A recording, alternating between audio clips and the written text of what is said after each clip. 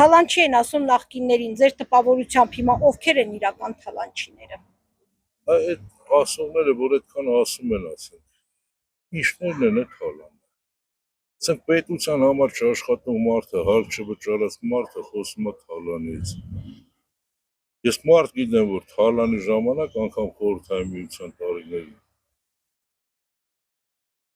դատվել է։ Այսօր խոսում է նախկինների թալանից։ Ինչ են թալանը։ Ասենք չունենալ, եթե ինչ-որ բան չունենաս, այդ ինչ նախկինների թալանն է։ Իրական թալանչիները այսօր ովքեր են։ Այսօր հենց իշխանության գլխին նստածներն են։ Ես շատ հետաքրքիր հարց է։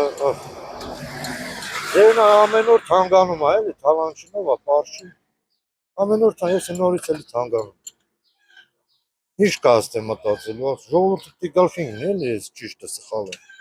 Ոչ մեկը չենք մտածում, ես ոնց որ անտարբեր ապրել։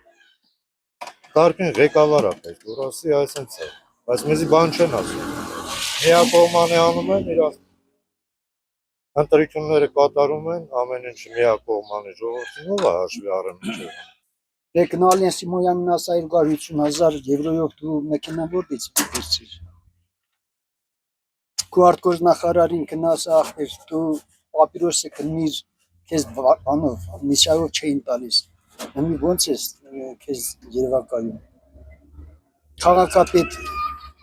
Հերեն ինչ էր ասում։ Ինչ որ մի կարգ ցածր մեքենա ունեցողների համբալներ։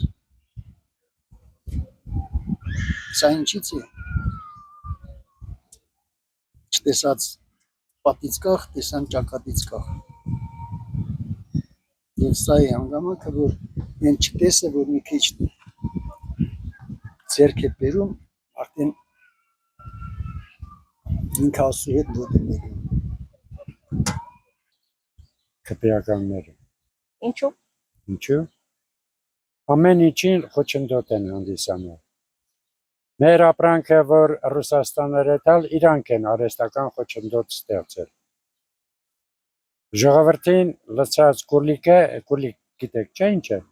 Պրոբկան դրած բերան, ոնց ուզում են, տենց էլ շարժվում են։ Կրթություն չկա, բանակ չկա,